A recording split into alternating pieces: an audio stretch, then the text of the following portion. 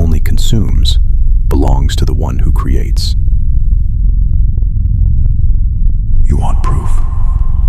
Fine. The engineer, the agronomist, the technician. This man possesses a skill that cannot be confiscated. Whether the economy is booming or the world is burning, his hands and his brain are needed. He's the last one thrown overboard because he's the one keeping the ship afloat. That kid is real power. Creating something material gives a satisfaction that's wired into our DNA since the Stone Age. The industrialist, he passes down more than gold. He passes down an understanding of how the world actually works. He builds a dynasty. His kids learn to manage processes, not just consume them. The man who controls the factory, the warehouse, the technology, he is a node of power. The new bosses and the old ones will come to him to negotiate. Why? Because he's the key to the survival of the herd. Living for doing nothing is a voluntary castration of your own agency.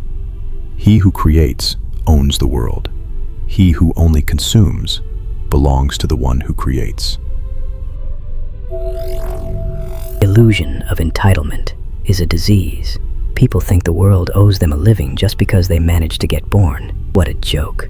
If everyone just opens their mouths to be fed, the common pie shrinks until there's nothing left but crumbs and misery. Demanding everything without giving anything is just a slow-motion suicide for society. Listen, the world isn't evil. It's just hierarchical. Some kid is born with a genius IQ in a penthouse, and another is born average in a gutter. Is it fair? No. Is it a conspiracy? Don't be stupid. Falling into the trap of resentment is the biggest mistake you can make. Blaming the system for your low start is just a way to avoid looking in the mirror. If you were born weak or poor, that's your reality. It's your hand to play. You can sit there and cry about the cards, or you can start playing the damn game. The rich didn't steal your brain, boy. They just happened to be at a different point in the pyramid. You wonder why the world and those top models you dream about don't look your way? Attention is a premium resource until you offer the system a unique value. Intellect, raw strength, unshakable skills. You're just invisible. Your noise, background radiation. Your lack of success, that's not a global injustice, boy. That's a problem in your field. If you're waiting for the world to change its laws and love you for who you are, well, you've already lost. The world pays only for utility, period. Become indispensable, and the vertical will pump resources into you just to keep its own gears turning. But what about the little guy? The ones who weren't born as Greek gods or tech geniuses? The tragedy of equality is that it always ends in blood and mass graves. Forget it. Real peace comes from accepting your limits.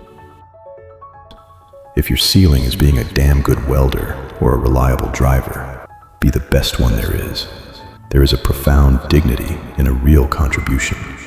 A man who produces something tangible in the real sector earns his share of the pie, and more importantly, he earns his self-respect. The world owes me nothing. My problems are mine to fix. And hierarchy is as natural as gravity. That's when the poison leaves your system. The envy, the bitterness, it all vanishes. You stop wanting to take and divide, which is the battle cry of losers before they start a massacre. You find a strange kind of peace. I do what I can, where I am. That's the real glue, kid. That's what keeps society from tearing itself apart. Heaven on earth? Forget it. We're too different for that. Order is possible, but only when everyone understands that their life is a derivative of their utility to the vertical, not the volume of their screams for justice. Work on your value, boy. It's the only language the universe actually speaks.